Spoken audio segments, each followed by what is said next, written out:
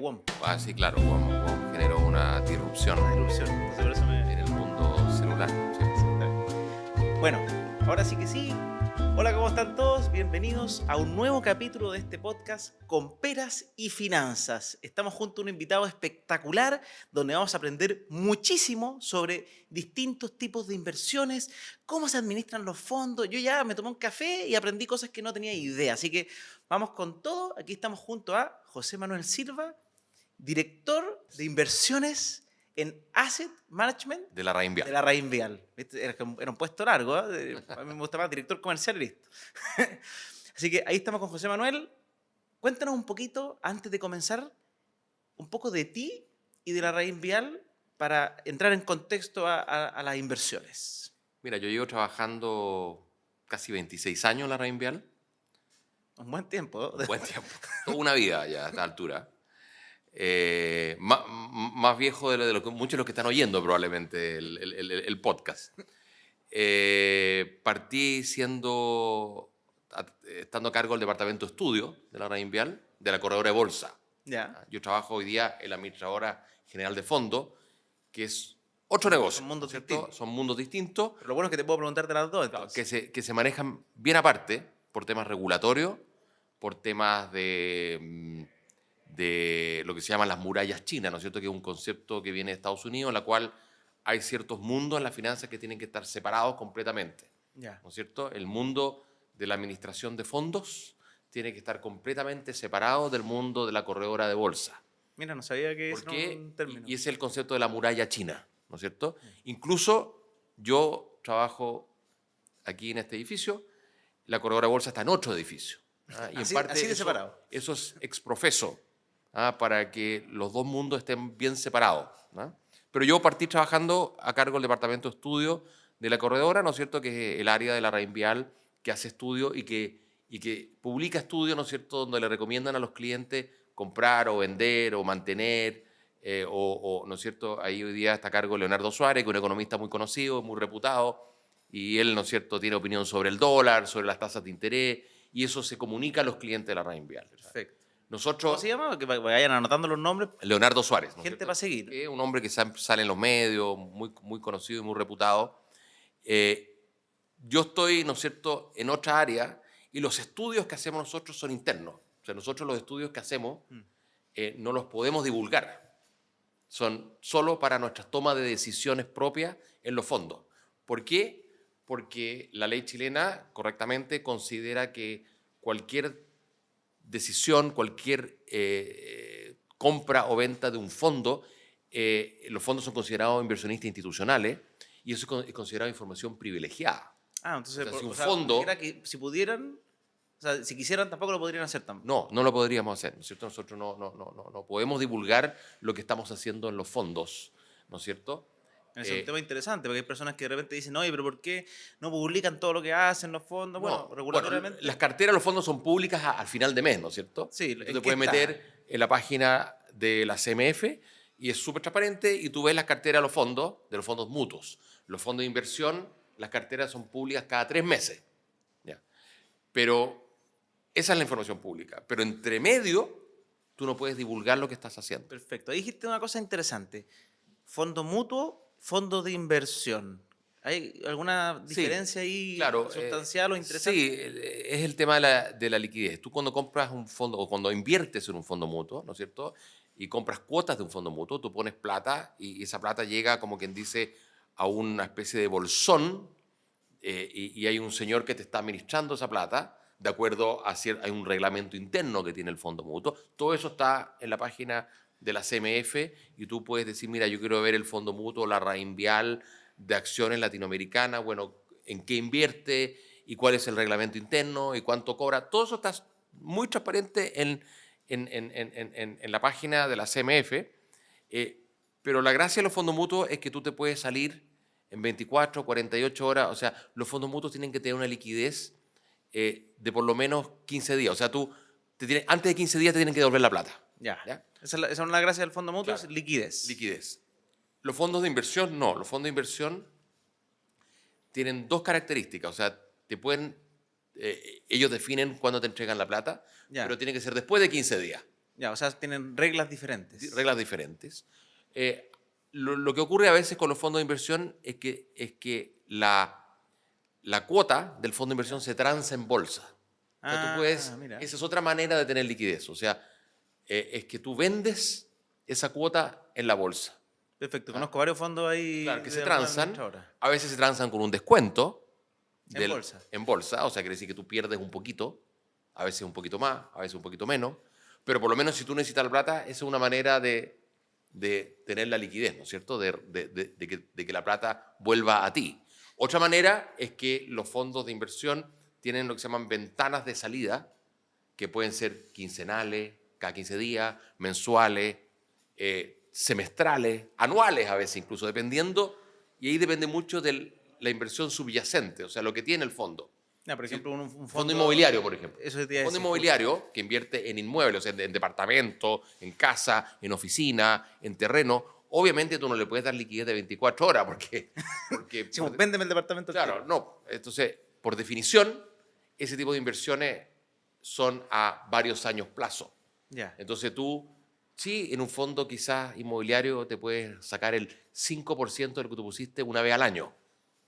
Perfecto. Hay algunos que son así, otros que no, ni siquiera. Hay otros que ni siquiera te dejan sacar. Que te Es dicen súper que- interesante que la gente entienda esas reglas, porque a veces cuando uno invierte sin conocimiento, porque no sé, pues alguien le dijo, oye, invierte en este fondo que está interesante, está bajo, y llegan y se meten nomás. Después, oye, ya me quiero salir. No, pues no se puede.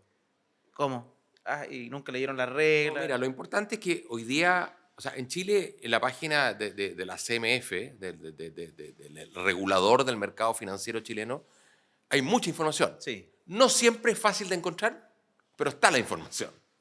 Y por lo tanto están los reglamentos de los fondos de inversión, donde tú puedes ver la liquidez, o sea, cuándo te puedes salir, cuándo no, cuánto te cobran.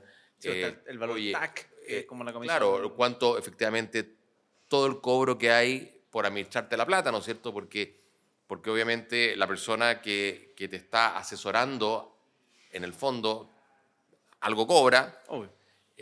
Después está el tema de las inversiones, ¿no es cierto? Tú en la página también puedes ver cuáles son las inversiones, ¿no es cierto?, del fondo.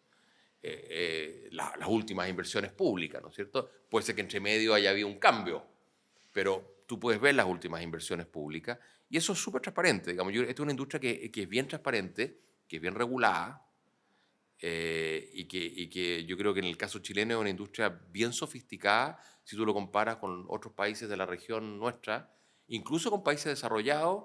No, dejemos de lado Estados Unidos, dejemos de lado Inglaterra, que son...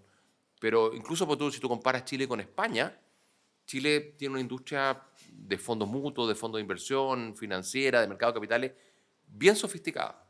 Bueno, qué interesante. ¿Eh? Y aquí yo quería empezar a entrar porque antes hablamos unos temas que yo quedé así como bien, me gustaron para el capítulo. Voy a empezar a hacer la tradición de tomarme un café antes, unos 10 minutos, se sacan ahí buenas conversas. Que era básicamente todo este tema de las comisiones de los fondos cuando uno está hablando de Estados Unidos y encuentra de repente estas locuras de, oye, encontré un ETF que cobra 0,03% y después ahí aparece dolor de guata a veces de algunas personas. Oye, pero ¿por qué en Chile te cobran el 1? ¿Qué está Claro. pasando? Y tratan de comprar peras con manzanas a veces porque son distintas. ¿Qué pasa con ese tema? Bueno, que primero hay que diferenciar un ETF de un fondo mutuo, ¿no es Ya. cierto? Un ETF es un bicho que se inventó en Estados Unidos, legal, es una estructura legal jurídica muy ingeniosa, que solo ocurre en Estados Unidos, donde tienen un mercado de capitales hiper desarrollado, súper ingenioso, diría yo, muy imaginativo, y en donde la legislación anglosajona se presta para muchas innovaciones. Ya. En Ah, el mundo de capitales, en el mundo de claro, inversión y todo.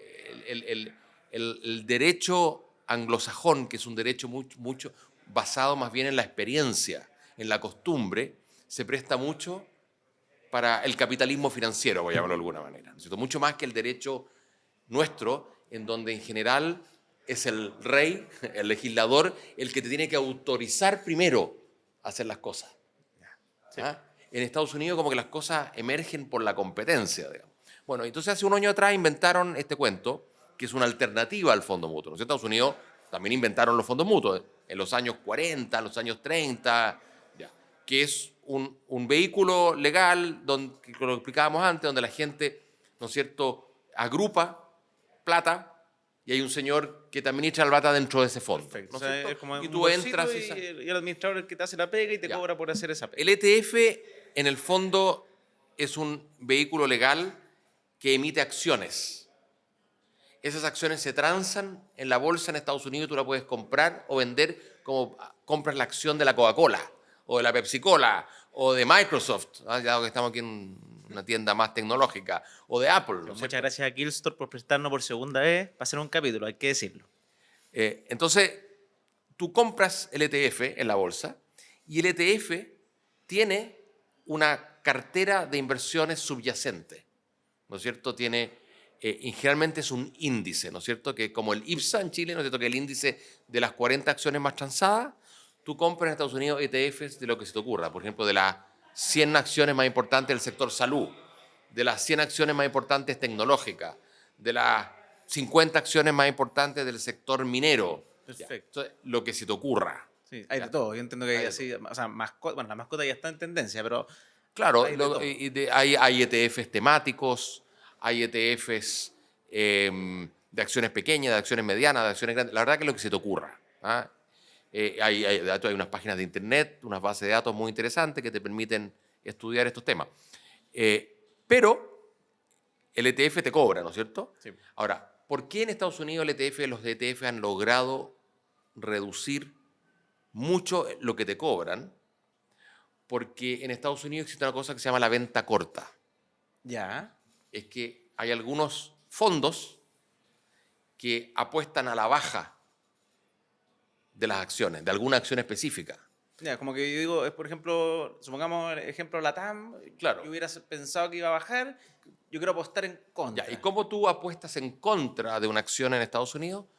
Tú la pides prestada a alguien, la arriendas en el fondo, y a ese alguien tú le tienes que pagar una pequeña comisión Por arrendarle. por arrendarla. Él te pasa la acción, tú la vendes en el mercado y por lo tanto tú te das cuenta que es una acción que no es tuya y que tú la vendiste.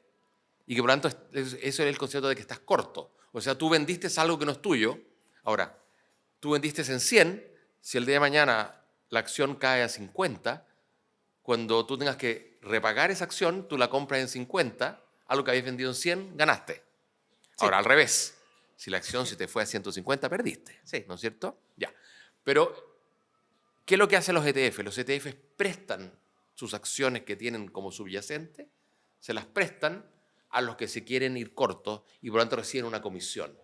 Y esa comisión les permite a ellos bajar a su vez la comisión por administración de la cartera. ¿Ah? Entonces, bueno, más que Estados Unidos, es un mercado que tiene unos volúmenes de transacción, de inversiones gigantescos. O sea, no hay nada que se le parezca en el planeta Tierra. O sea, piensa que yo creo que hoy día estas 8 o 9 acciones que son las famosas, las FANG, ¿no es cierto? Apple, Amazon, Netflix, Google, valen más que los mercados bursátiles de muchos países juntos. Sí. Entonces, Estados Unidos tiene una liquidez, una profundidad que es inigualable y por lo tanto eso te permite también bajar todos los precios. Oye, es por la misma razón que tú vas de repente a una de estas tiendas de descuento en Estados Unidos de ropa y te encuentras una polera en $5 que en cualquier parte del mundo vale 30, ¿te das cuenta? Es por lo mismo, porque no La sé, profundidad de los mercados que tienen ellos. el tipo que manda a hacer una polera de color rosado no sé, con dibujo X, para Estados Unidos manda a hacer 20 millones de poleras, ¿te das cuenta? China. Ese mismo retailer, digamos, en Chile mandaría a hacer 100.000 poleras. Entonces, la economía de escala. La economía de escala es gigante en Estados Unidos. Y eso es lo que permite, ¿no es cierto?, que todos los precios en muchas cosas sean muy bajos, digamos. Ya, pues y ahí, justo vamos a llegar al punto que porque acá explicamos toda la parte para que se entienda un poco esto de la venta en corte y todo, y quería que nos comentes la tesis o en el fondo el por qué estos ETFs pueden ser tan baratos, pero antes de eso quería agradecer a todos los que están acá escuchando al Banco Santander, que se acaba de unir como auspiciador de este podcast. Estoy muy, muy contento porque va a estar de aquí a fin de año acompañándonos. ¿Para qué? Para que la educación financiera sea posible, para que tú puedas seguir escuchando capítulos de este calibre, con este nivel de invitados constantemente. Y eso me encanta. Así que ahí un saludo a Banco Santander por ayudarnos a hacer esto posible. Pero vamos, en el mundo del ETF, ok. Entonces, por ejemplo, QQQ, que justamente, Claro, que es el o ETF de acciones del Nasdaq. del Nasdaq, o el BOO, que es como el más famosillo, que Sí, el del S&P 500, que sí. todo el mundo raya, y que cobra 0,03, y uno dice, es como, no sé, pues, inexplicable, porque acá en Chile sacan un ETF, y el más barato 0,4, que ya suena muy barato. Sí. ¿Cómo ellos pueden, es como, no ganan plata? Bueno, ¿Qué hacen con...? una de las maneras que ellos tienen de bajar mucho los costos es justamente lo que te decía yo, ¿no es cierto? La gente que arma el QQQ, ellos arriendan las acciones que Ahí tiene el eso ETF, está muy interesante. se las arriendan a un tercero y reciben una comisión por eso. Y esa comisión ellos les permite, por lo tanto, Entonces, disminuir, contigo quizás no están ganando ahí. pero están ganando con un tercero, ¿no es cierto? Ahora, el QQQ, los ETF, el lado, En la OB. el lado B, es que tú estás comprando un índice. Estás comprando, como quien dice, no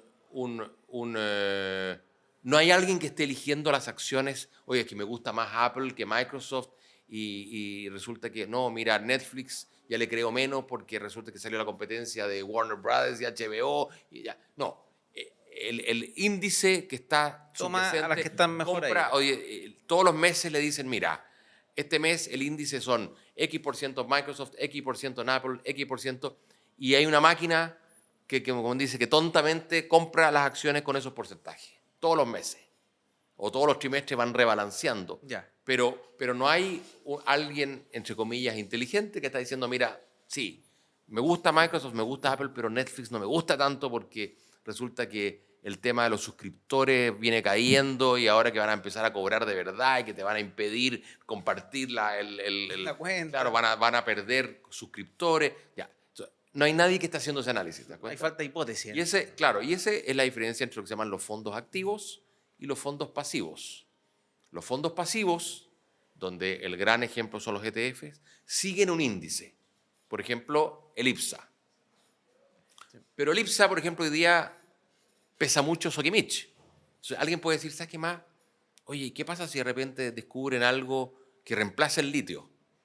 Y el precio del litio se va al suelo y la acción de Sokimich se va al suelo. Si tú estás invertido en el IPSA, vas a tener un 20% o un 18, un 19% Expuesto a expuesto eso. a Sokimich. Si alguien, por otro lado, si hay algún administrador de fondo activo que dice que ve esta tendencia y dice, oye, churra, acabo de leer o mira, yo creo que el precio del litio viene a la baja por ABC razón y por lo tanto yo no quiero tener 20% de Sokimich en mi cartera, quiero tener 10 nomás. Bueno, eso es lo que se llama un manejo activo. Esa persona no está siguiendo el índice, está tomando lo que se llama un riesgo activo en relación al índice. Perfecto. Ahora, hay una serie de teorías financieras.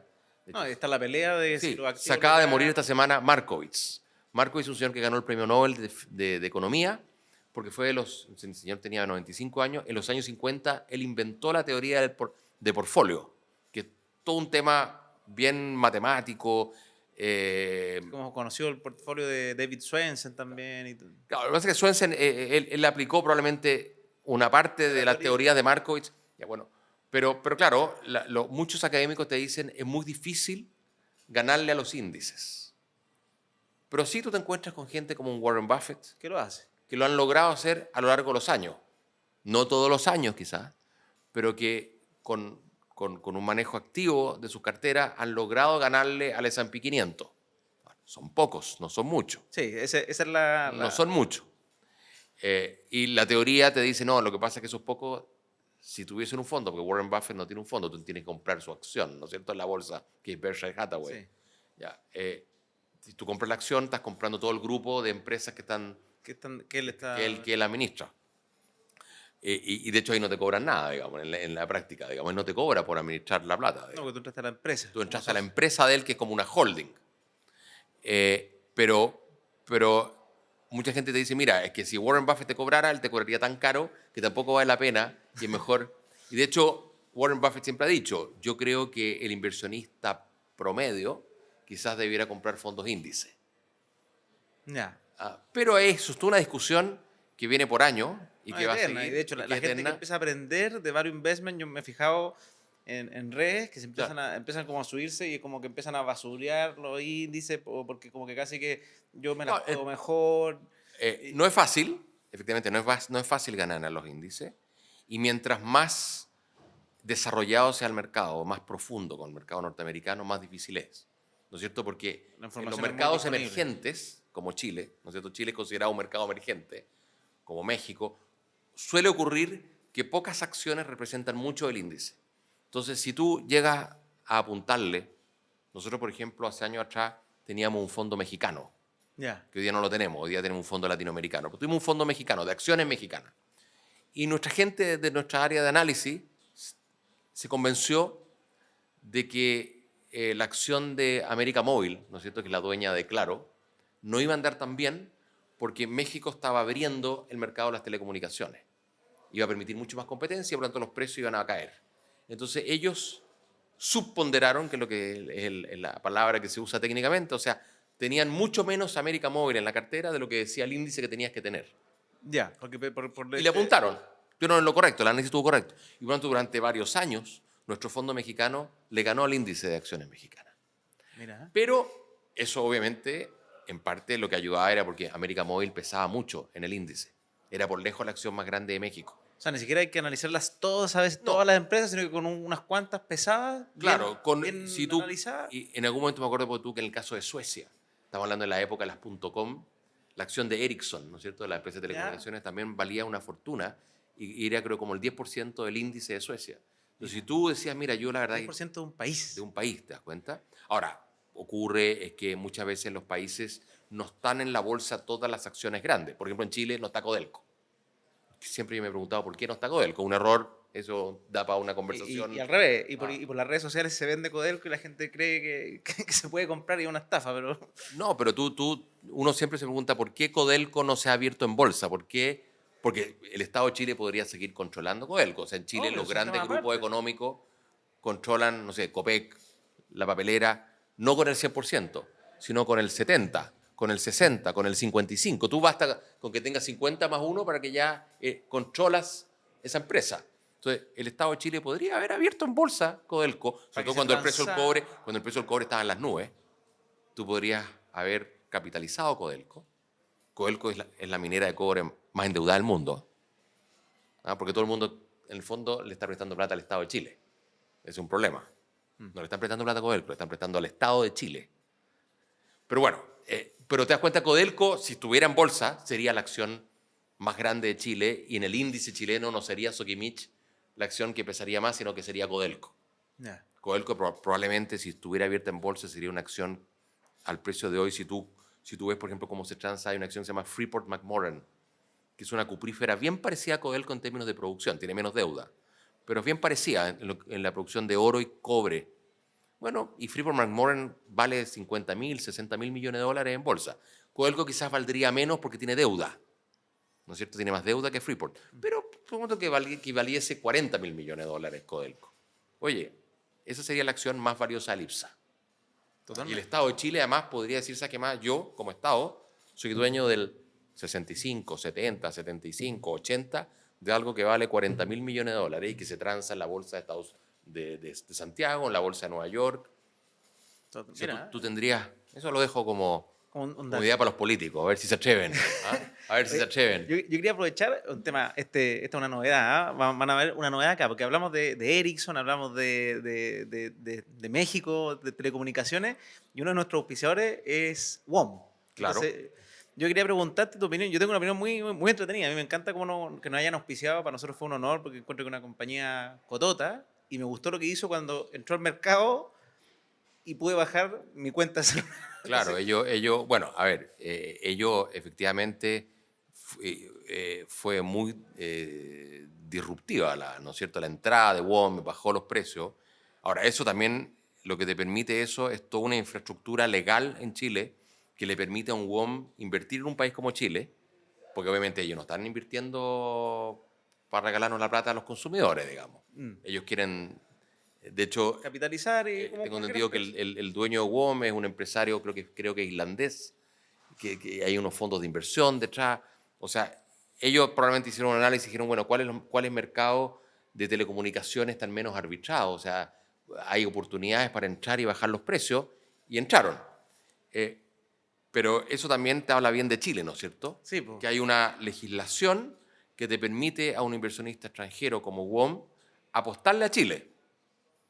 Sí, Y, mira, ahí uno puede aprender de las compañías y aparte ahí... porque si no existiera, como quien dice, esa legislación tributaria, y ahí un tema complicado. Entonces, en los últimos años nos hemos dedicado a subir los impuestos, y sobre reforma todo tras reforma. reforma tras reforma. O sea, y no solamente el tema de la subida, es eso, el tema de la reforma tras reforma, que el fondo que le hace que a un WOM se le hace más difícil apostarle a un país que dice, chuta, y bueno, ¿y cuánto van a ser los impuestos en 5 años más? ¿Cómo sé yo si ese cálculo que yo estoy haciendo para Es invertir en proyectable en el Chile fondo. sea proyectable, ¿no es cierto? Y por eso es importante la estabilidad en las reglas del juego, porque si no es muy difícil que los WOM de este mundo entren a otros mercados de Chile, ¿no es cierto? Hay WOMs en muchos mercados, o sea, quizás hay un WOM, no sé, en el mercado de los camiones, hay un WOM en el mercado, bueno, el mercado de los autos es Tesla, ¿no es Y más cierto? cuando uno dice, oye, tenemos los precios medio inflados, no, nos faltan Claro, y empresas. Chile tenemos un problema, que somos un país chico, con un mercado chico y lejos de los mercados grandes del mundo, ¿no es cierto? Y por eso que muchas veces las cosas aquí son más caras, por un tema de que es un mercado pequeño, que es un mercado lejos. Entonces tú tienes que traer el celular, llegó a Chile, ¿no es cierto?, después de una navegación de muchos días desde Asia, eh, y no llegan, y como parecido a lo que hablábamos antes de Estados Unidos, tú importas 100 millones de celulares para Estados No, Unidos, pues, a Chile vas a importar 100.000, ¿no es cierto? Entonces todo eso hace que los costos sean más caros. Por eso siempre yo he dicho que los chilenos debiéramos soñar con que algún día Argentina se recupere, porque si tú Argentina fuese como Canadá, ¿no es cierto? Siempre se habla que a comienzos del siglo XX Argentina era más rico que Canadá. sí, O pues. sea, si nosotros tuviéramos un país al lado como Canadá, otro gallo cantaría en Chile, ¿no es cierto? Tener un mercado gigantesco como sería Canadá, de 40 y tantos millones de habitantes, eso te bajaría mucho los costos dentro de Chile. Nos Ellos permitiría. traerían millones, después nosotros traemos Claro, de porque al acá, final, y economía, si los dos mercados estuviesen integrados, ¿no es obvio, cierto? buenos Con tratados. buenos tratados de libre comercio, ¿no es cierto? Con una Argentina produciendo energía ahí en vaca muerta, ¿no es cierto? Que parece que tienen mucho petróleo y mucho gas natural. Oye, sería una unidad económica muy atractiva para la inversión extranjera y para generar riqueza en los dos países, digamos, ¿no es cierto? Pero claro, lamentablemente no es el caso, digamos. No estamos al lado de Canadá, estamos lejos de Canadá. Sí, ahora vamos a ir a otra pregunta. Bueno, aprovecho de decir muchas gracias a WOM por auspiciar este podcast. Los que están escuchando, sigan a WOM también. Pero, como administrador de fondo, me gustaría un poquito que nos hablaras, ya sabemos qué es lo que es un fondo, cuál es la pega del administrador, cómo es el tema también regulatorio. Bueno, entonces tenemos un tema robusto regulatorio, la CMF es una institución grande. eh, ¿En qué cosas tienen que hacer las AGF o las administradoras a diario o mensualmente para cumplir con estas regulaciones? Que no sé si son tan relevantes, pero me gustaría que la gente igual las entienda porque yo sé que todo eso también es trabajo, que está Sí. metido dentro del... No, son cientos de regulaciones y de cosas que tiene que cumplir una administradora como la nuestra y como todas las que hay en el mercado, ¿no es cierto? Que es, bueno, primero tú tienes que informarle a la superintendencia de todos los movimientos que tú haces, ¿no es Ya. cierto? Ellos te pueden preguntar a más en cualquier minuto, digamos, o sea, cualquier cosa, digamos, de las carteras. Ellos te preguntan los controles internos que tienes, te preguntan sobre los controles de riesgo, te preguntan, bueno, tú tienes que mandar a fin de mes, tú tienes que mandar las carteras de inversión, ¿no es cierto?, de los fondos mutuos. Y eso es lo que te decía yo, que están publicados a los pocos días, En la las CMF, suben sí. y por tanto tú tienes que informarle también a la superintendencia, a la Comisión de Mercado Financiero, como se llama. Ya yo soy La todavía función de la super. yo todavía soy de la vieja escuela y hablo de la super, digamos, de la superintendencia. Hoy día se llama Comisión de Mercado Financiero, CMF, que es la fusión de la superintendencia de banco con la superintendencia de valores y seguros. O sea, bajo ese ente está toda la industria de valores, la industria de seguros y la industria bancaria. Sí. Ya. Entonces, tú le tienes que mandar, por ejemplo, los cambios a los reglamentos. Si tú quieres cambiar el reglamento, si tú dices que más, oye, este fondo, hoy día quiero cambiar la política de inversión. Quiero, ¿no es cierto? Yo tengo un fondo latinoamericano, pero quiero empezar a invertir en Asia. No es llegar y hacerlo. Porque supongamos que tú crees que Asia va a venir No, bien. No sé. tú tendrías que cambiar la política de inversión, ¿te das cuenta? O sea, no es llegar y moverse. No es llegar y hacerlo, ¿te das cuenta? Y así sucesivamente hay una serie de regulaciones que tú tienes que cumplir que son súper estrictas, además que se han ido, yo diría, perfeccionando con los años en la medida que esta industria ha crecido. La industria de fondos mutuos en Chile es una industria hoy día muy grande que maneja decenas de miles de millones de dólares con millones de partícipes, que en parte maneja también el ahorro previsional voluntario, ¿no es cierto? Una parte del ahorro previsional voluntario de los chilenos está administrado por la industria de fondos mutuos y por lo tanto es una industria regulada, es una industria que el Estado tiene que ver que no se produzcan escándalos, que no se produzcan, que la gente se sienta segura invirtiendo en estos fondos, ¿no es cierto? Perfecto. Y ahora, yéndonos a más gusto, también para que la gente conozca, si yo te pregunto, hoy día, viendo todo lo que ha pasado, que me imagino porque para la industria financiera como para todo ha sido complejo los últimos 3 años, ¿qué cosas, obviamente nunca es las papitas ni nada, pero qué mercados te llaman la atención? ¿Qué has visto interesante este 2023, que ya llevamos mitad de año, que uno diga... Mira, sin duda hemos vivido años súper difíciles en el mundo de las inversiones, porque efectivamente han habido varios de los... Hay un concepto que se llama los cisnes negros, Sí. ¿cierto? Que es como un fenómeno súper raro que ocurra. Y tengo entendido que esto ocurre porque parece que viene de que alguien decía, no existen los cisnes negros, y llegan a Australia, parece, y se encuentran con cisnes negros. Entonces dicen, algo que tú creías que era imposible, efectivamente existe. ¿No es cierto? Es algo que tú no le has asignado una probabilidad de ocurrencia. Como que, oye, esto va a subir a menos que haya una guerra, más una crisis, más una pandemia. Y entonces aquí hemos tenido, efectivamente, si alguien me hubiera dicho, mira, en septiembre del año 19, me hubiera dicho, mira, después, de aquí a 3 años, vamos a haber perdido la Constitución, que se supone que es como el marco regulatorio más importante de un país. Vamos a haber tenido una pandemia. Vamos a estar en guerra en Europa, primera guerra desde la Segunda Guerra Mundial, con veladas amenazas de guerra nuclear. Vamos a tener una situación tensa entre China y Estados Unidos. Yo te he dicho, no, este gallo se tomó un whisky o varios whisky, o se fumó algo muy fuerte. Conspiranoico. Claro, o es típico de esa gente que están paranoicas, digamos, porque efectivamente han sido muchos sucesos. Bueno, si alguien me hubiera dicho, mira, y además en el Parlamento en Chile se votó que la gente puede sacar la plata de la AFP y gastársela, plata que estaba destinada para las pensiones.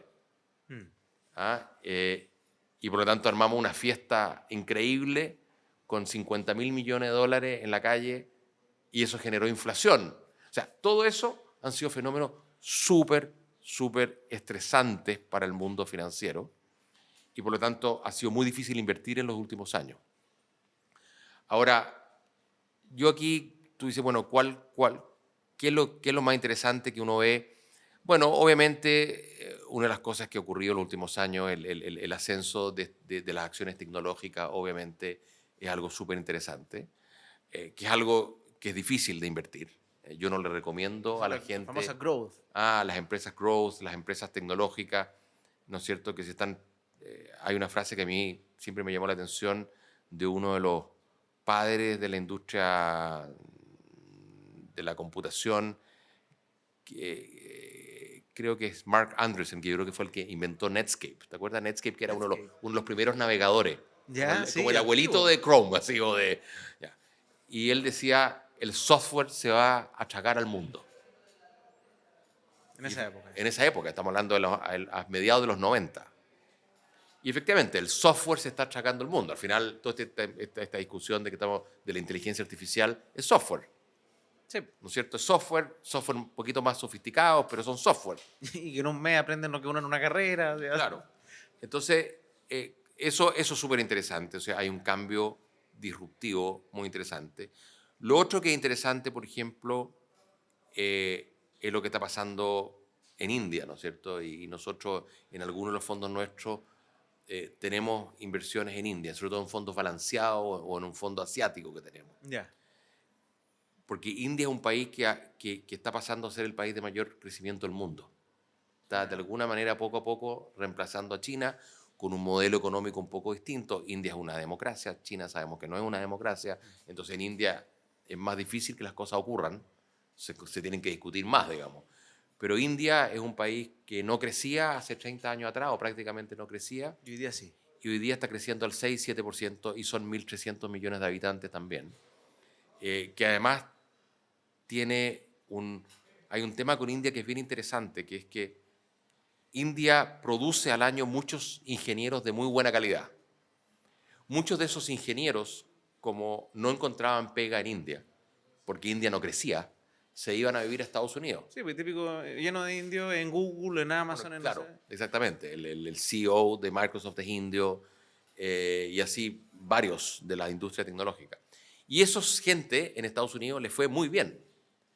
Y cuando India se empezó a abrir económicamente, empieza a crecer, ellos vuelven a su país con capital y con ideas Y con ganas de y con innovar, fondos y con, mira, y con ganas de innovar y empiezan a financiar startups en India. Y eso ha generado también toda una industria tecnológica en India que es interesantísima.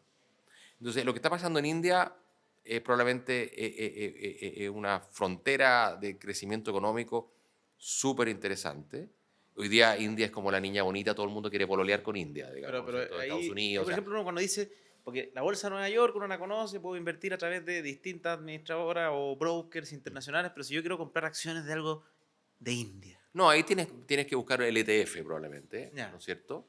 Hay ETF de India y también hay fondos de inversión, de esto como los que hablamos antes, ¿Sí? cuyas cuotas se transan en la bolsa de Estados Unidos y que son de India. Ya. ¿Ah? Eso si tú quieres.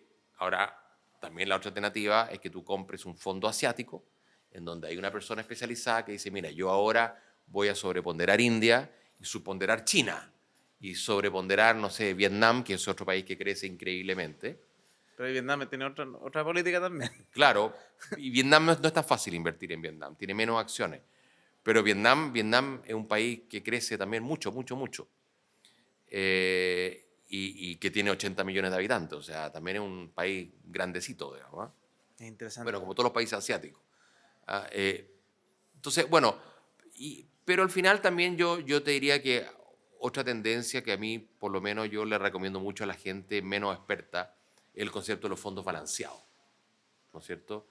Porque, claro, amigos míos me dicen, mira, pero es que yo no tengo tiempo de estar estudiando India, no tengo tiempo, no tengo ganas, yo me dedico a otras cosas, no sé, soy doctor, soy abogado, soy fotógrafo. Y Y la en mi verdad, tiempo libre me da lata estudiar acciones. me da lata estudiar el tema de que si tengo que estar en India o en Europa. Entonces, hay fondos en Chile que se llaman los fondos balanceados, que básicamente hacen la pega parecida a lo que hacen también las AFP, que ellos deciden cuándo hay que estar un poquito más en acciones, cuándo hay que estar un poquito menos en acciones, cuándo hay que estar un poco más en renta fija chilena o cuándo hay que estar más en renta fija en dólares, cuándo hay que estar en acciones de India o en acciones de China. Y esos fondos, ¿no es cierto?, te permiten tener una cartera balanceada y una cartera diversificada. ¿Cuánto uno debería exigir? Porque eso es importante. Digo, ya, me suena algo balanceado. Pero yo como cliente, ¿cuánto debiese esperar de una cartera balanceada, de un instrumento balanceado? Mira, si tú analizas el fondo C, que es una cartera balanceada como promedio, porque hay carteras balanceadas que son más intensivas en acciones, hay otras que son menos intensivas en acciones. Pero el fondo C, que era el fondo original de las AFP, ¿no es cierto? Ese es el principio, ya. El original, después cuando aparecen los multifondos, ese fondo se transforma en el fondo C, y es un fondo que tiene más o menos entre 30 a 40% en acciones globales. Ya. Y el resto, por lo tanto, renta fija, y que tiene una cartera. Bueno, ese fondo yo diría que uno debería esperar una rentabilidad de entre 7 a 8% anual promedio en periodos largos. En periodo largo. Ahora, eso, 15, 20 eso años. tiene volatilidad. ¿Qué quiere decir? Que hay años de menos 5 y hay años de más 14, Sí. ¿no es cierto?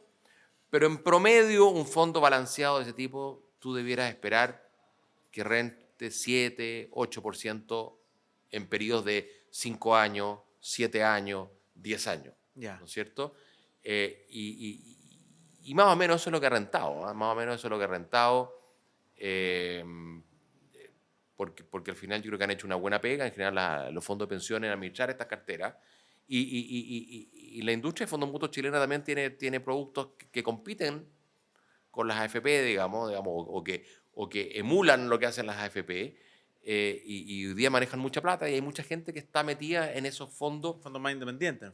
Claro, y que al final el cliente de ese fondo dice, mira, yo la verdad, yo no soy experto, yo no tengo por qué saber cuándo tengo que estar en acciones chilenas, cuándo tengo que estar en renta fija chilena, cuándo tengo que estar en UF o en pesos, o cuándo tengo que estar en dólares o en euros, eso que me lo haga alguien. Y Perfecto. eso es lo que hace un fondo balanceado. Buenísimo. Oye, ya vamos a ir llegando a lo último de esta entrevista, que estaba muy entretenida, ¿eh? Aprendí harto. Quería preguntarte un tema, nada que ver, pero es como mi origen, entonces siempre me gusta, cuando me acuerdo, no lo hago en todos los capítulos, pero ¿qué opinas de la inversión inmobiliaria? ¿Es interesante? ¿Te Sí, gusta? o sea, a ver, primero, en los últimos 20, 30 años la inversión inmobiliaria en Chile ha sido muy interesante. Sí. Las propiedades han subido mucho de precio. De hecho, yo creo que la generación de usted, la generación joven, está con problemas hoy día para comprar, probablemente, ¿no es cierto? Porque además, por fruto de los retiros de la AFP, subieron las tasas hipotecarias, ¿no es cierto? Y ahí yo creo que mucha gente se dio cuenta que había una conexión entre el ahorro, la AFP, y el mercado de hipotecas, o sea, la tasa de interés de las hipotecas, Eso- y por lo tanto el mercado inmobiliario. Sí, hay gente que eso no lo entiende, porque, ¿por qué pasa eso? ¿Por qué Lo un que pasa- retiro de AFP afecta a la hipoteca? Claro, lo que pasa es que, mira, en gran parte de Latinoamérica no hay mercado hipotecario, por ejemplo. Si tú No. quieres ir a comprarte un departamento, De hecho, en Argentina. claro, en Argentina no existe. ¿Y por qué no existe? Porque ¿quién es el prestamista tradicional en nuestros países? Son los bancos. Sí. Pero el banco, el grueso de la plata del banco son depósitos a 90 días, a 30 días, a 120 días. O sea, tú vas al banco y tú le entregas la plata, tú le prestas la plata, tu plata al banco, Sí, en el un fondo, depósito a plazo a 30 días. Sí. Ya. Pero el banco, por lo tanto, no puede correr el riesgo de prestarte para comprarte tu casa a 20 años si el grueso de sus fondos están a 90 días, porque se produce lo que se llama un descalce de plazos. Y eso es muy riesgoso. Entonces, claro, O te puedes dar con unas tasas muy grandes o algo. claro, entonces al final, cuando no existían las AFPs, cuando no existían los inversionistas institucionales de largo plazo, En Estados en Unidos, Chile, el 401K, son todas esas cosas así. no, bueno, y también en Estados Unidos hay inversionistas institucionales, claro, el 401K, que es una especie de APB, ¿no es Sí. cierto?, que tienen los gringos. Pero hay fondos de pensiones. O sea, Ya. y hay todo un sistema hipotecario que se creó con fomento del Estado, pero básicamente es porque hay ahorro de largo plazo. Ya, aquí no había. Lo que te produjo en Chile la creación de las AFP, que fue súper novedoso, y que por primera vez en la historia de Chile y de muchos países emergentes, o sea, en ese sentido Chile fue súper innovador, tuviste una masa de ahorro a 20 años plazo, a 30 años plazo, porque en eso, ¿no es cierto?, cuando tú eres joven y estás poniendo la plata a la AFP dice, yo le estoy ahorrando a este señor a 20 años plazo, porque ese es cuando él se va a jubilar, o a 30 años plazo. Y por lo tanto la AFP te puede prestar a 20 años plazo, porque ellos no tienen riesgo de que le retiren la plata. Y por eso el tema de los retiros es tan peligroso, tan disruptivo y tan irresponsable. Porque se supone que estos son fondos que están invirtiendo a 20, 30, 40 años plazo, no a un mes plazo. Y por eso también el tema de que tú te podías cambiar, el tema feliz y forrado también era complicado, porque le rompía un poco la lógica de inversión de las AFPs. Las AFP y las AFP que existen en todas partes del mundo, digamos, o sea, los fondos de pensiones, por definición, si son fondos de pensiones para las pensiones, por definición están invirtiendo a largo plazo. Ya. Entonces que un país como Chile tenga ahorro de largo plazo en moneda local, pues claro, en muchos países latinoamericanos tú tienes hipotecas, pero en dólares. Pero todos los chilenos ganamos en pesos, no ganamos en dólares. Entonces, si tú te prestan en dólares y tú ganas en pesos y de repente el peso chileno se devalúa, tu deuda en dólares se va a la nube y por eso que al final tampoco mucha gente no lo hace. Y es por eso que el tener una masa de ahorro en las compañías de seguro, en las AFPs, que te prestan a 20 años, a 25 años, a 30 años, es algo muy valioso para Chile. Y además, el gran beneficiado a todo esto es el Estado de Chile. Y es otra cosa que también se dice poco. El gran captador de plata de las AFPs, o sea, al que más le prestan las AFPs, es al Estado de Chile, y con eso el Estado de Chile puede financiar el gasto social y otros gastos que quizás son menos buenos, digamos, como hemos sabido últimamente, pero bueno. Pero ya, el gasto social de Chile se puede financiar en forma relativamente barata gracias a los bonos que emite el Estado de Chile y son comprados por las AFPs. El Estado argentino eso no lo puede hacer y es por eso que está siempre emitiendo plata y generando inflación, ¿no es cierto? El Estado de Chile puede... Antes, ¿cuál es el problema que tenía Chile? Si el Estado de Chile tenía un déficit antes de la AFP, tenía que endeudarse en dólares. Y tenía el mismo problema. El Estado de Chile tiene ingresos en pesos por los impuestos, pero tiene pocos ingresos en dólares, quizás algo lo que viene de Codelco, pero no tiene ingresos en dólares.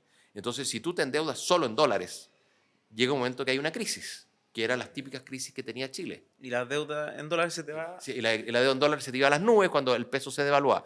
Y por lo tanto, para un gobierno, para un Estado, poder emitir bonos, o sea, endeudarse con un señor que le dice, yo te presto a 20 años, a una tasa razonable. Oye, y Ferrocarriles de Chile, y el Metro, y el Banco Estado, todos hacen lo mismo. ¿Te das cuenta? Entonces, el gran beneficiado del tema de la AFP es el Estado, número uno. Después, probablemente, el segundo gran beneficiado fue la clase media chilena, que por primera vez en su historia accedió a préstamos a 20, 25, 30 años para comprarse su casa, su departamento. Yo le preguntaba a mi hermano, porque yo entré al mundo inmobiliario en el 2014, comprándome un departamento, que ya para mí fue una locura, que se pudiera, era más chico. Después empecé a conversar este tema y no sé, pues, amigos argentinos que me decían, ¿qué onda tu país? Claro. O sea, yo acá me volví loco, me compré 3 departamentos porque se podía. Claro. Y barato y qué sé yo, ahora están más caros, otra cosa. Pero es súper interesante este tema. El tema también de lo caro y lo barato también. No, es yo creo subjetivo, hay un sí. tema, hay un tema también quizás regulatorio yo no soy experto, no soy urbanista, pero también yo creo que hemos restringido el crecimiento de la ciudad.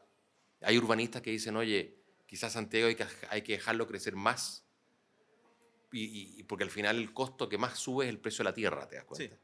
Pero es un tema que da para conversar Claro. y que vengan expertos, digamos. Quiero invitar a José Miguel Simian. Claro, hay muchos expertos y hay discusión entre los expertos. Hay unos que dicen, no, mira, tienes que densificar, otros que dicen que no. Que yo le he oído, por ejemplo, a este gran experto chileno que se llama Marcial Echenique, que es un señor súper conocido que fue decano de Cambridge, de la Facultad de Arquitectura de Cambridge. Y él decía, mira, Vamos a anotarlo, ese ahí otro invitado. él yo creo que hoy día vive en Chile. Y él ha sido asesor muchas veces de los ministerios en Chile. Y él decía, mira, tú no tienes que comparar Santiago con París. Tienes que comparar Santiago con lo que se llama el Gran París. Y el Gran París es mucho más extenso que la región metropolitana. Y tú tienes suburbios y obviamente conectados con trenes de buena calidad. Entonces, porque si no, tú empiezas a encarecer el precio de la tierra muchísimo y por lo tanto se empieza a encarecer el precio de las casas y los departamentos. Y te hace inviable que la gente compre.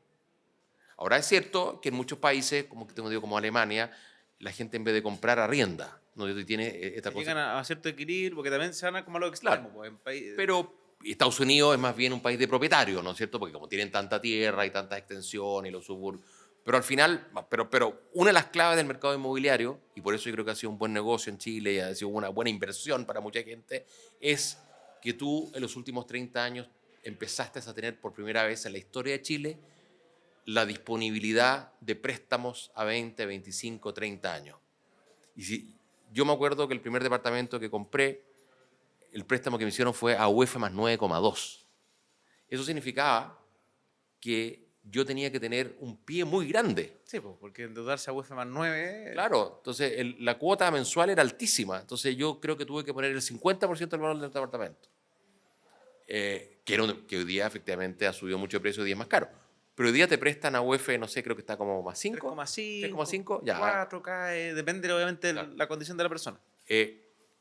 Entonces, obviamente eso te ayuda y si te prestan a 25 años, a 30 años, tú no necesitas tener el 100% del valor, o sea, bueno, porque estás pidiendo por definición no va a tener, pero el 50%, con el 10%, con el 15% del valor del departamento, ya puedes tener una cuota Razonable. más o menos equivalente a tu arriendo. Y hay Exacto. gente que va a preferir arrendar, otros van a preferir comprar, porque es cierto, y ahí está el tema, hay gente que dice, yo tengo un amigo mío que dice, mira, yo prefiero arrendar y prefiero comprar, Yo hago eso. claro, fondos inmobiliarios. No, yo no fondo, Que tengo una cartera diversificada. sí. Porque el problema, efectivamente, de la inversión inmobiliaria es que a veces tú dices, yo compré un departamento en el barrio A. Sí, no, Resulta que el te puede barrio tocar A rotar, se ¿no? echa a perder, el barrio A, y el valor de tu propiedad cae. Entonces, ahí lo que hacen los fondos también es que tienen expertos que están viendo, están diciendo, ¿sabes qué más? Oye, vamos a cambiarnos de barrio o vamos a comprar. o ¿Fondos vamos a inmobiliarios comprar- conocidos? Como administradora, ¿cuáles son los típicos chilenos que uno...? Bueno, hay muchas, ¿no es cierto? Está Independencia es una muy Independencia es conocida que típico. fue de las primeras. Y nosotros también tenemos la Reinvial, BTG tiene, o sea, BTG. hay muchos fondos y muchos de esos fondos se transan en bolsa Sí, pues. hoy día. Hoy día se están transando con un descuento bien importante. Sí, pues eso yo le he dicho a la gente. Es como Ahora, están más baratos de lo hay que estudiarlo bien porque tiene truco. Muchos de estos fondos se endeudaron y tienen deudas caras en UF. en UF. Y cuando los precios y algunos de estos fondos tienen oficina, los precios de la oficina han caído Sí, en caído. muchas partes del mundo por el tema de la pandemia, ¿no es cierto? Porque es lo mismo que los activos inmobiliarios comerciales, o sea, los malls o Sí, ¿no sí, es cierto? sí. También hay un tema porque con el tema de Internet está cambiando los patrones de compra. Pero, en general, eso es lo que debiera hacer un experto, ¿no es cierto? Tratar de salirse de lo que él cree que es más malo y comprar lo que él cree que es Exactamente. mejor. Ahora, no siempre es fácil hacerlo porque el mercado inmobiliario no Ilíquido. es tan líquido, Sí. ¿no es cierto? No es como las acciones que tú las vendes rápido en la bolsa y compras otras, digamos. Y con mayor razón si tú estás invirtiendo en Estados Unidos, que es un mercado muy líquido. Sí, aprovecho también de saludar al último auspiciador, por parte, pero ahí Euro Inmobiliaria, ya estamos hablando del mundo inmobiliario, ellos nos acompañan, nos ayudan a que estos podcasts también sean posibles. Euro me acompaña a mí desde que yo partí en la industria inmobiliaria, Bueno, nosotros tenemos un fondo recién con la gente de Euro, por ejemplo. que ellos hicieron de- renta multifamily. Claro, ellos tienen el concepto de multifamily que básicamente construyen edificios Sí. para la renta. Sí, ustedes compraron hace poco. Claro, hace poco hicimos un fondo donde hay De varios Euro. edificios de Euro, efectivamente, y tú ahí lo que recibes como inversionista La renta, es la renta más la posible plusvalía, ¿o no? más eventualmente la posible plusvalía a futuro, digamos, pero en el corto plazo lo que tú estás recibiendo es una renta y tienes efectivamente una cartera diversificada de edificios de 5, 6, 7 edificios administrado por expertos, ¿no es cierto? Porque todos estos edificios... Level, pues tienen ellos. ¿Ah? Ellos tienen una administradora también. Claro, ellos tienen una administradora. Yo reconozco que tampoco es mi área más de expertise porque yo en la administradora me meto menos en el tema inmobiliario porque me meto en los otros temas, digamos, y son muchos. La No, verdad es que no se puede ser experto no en se todo. puede pues, ser sí. experto en todo, pero sí encuentro que es una propuesta de valor interesante para alguien. Antiguamente, típico, tú decías, mira, te encontrabas con señores que tenían 5 departamentos de FL2, ¿no es cierto? Sí. Como renta y como inversión. Bueno, eso primero te lo han ido echando a perder. Ahora no, porque ahora son dos. ¿Dos o uno? ¿Dos? Dos. Claro. Con la nueva reforma querían sacarlos todos. Ya. Ahora se quedaron dos. Que eso es complicado, entre paréntesis, porque el tema del DFL2 te permitió por muchos años que hubiese una oferta de departamentos para renta para la gente joven, Sí. ¿no es cierto? O sea, tú tenías un señor con plata que compraba 6, 7, 8 departamentos, que los arrendaba, y quién eran los arrendatarios, probablemente eran gente joven. Probablemente yo, o sea, ¿no es toda mi cierto? vida que he arrendado. Sobre todo en un periodo en Chile donde no había préstamo hipotecario, donde la gente joven nadie le prestaba, ni siquiera te prestaban antiguamente en Chile, te prestaban como máximo, yo me acuerdo, mi papá, me acuerdo así, le prestaron en los años 70 a 10 años plazo. Era como el máximo plazo que le prestaban.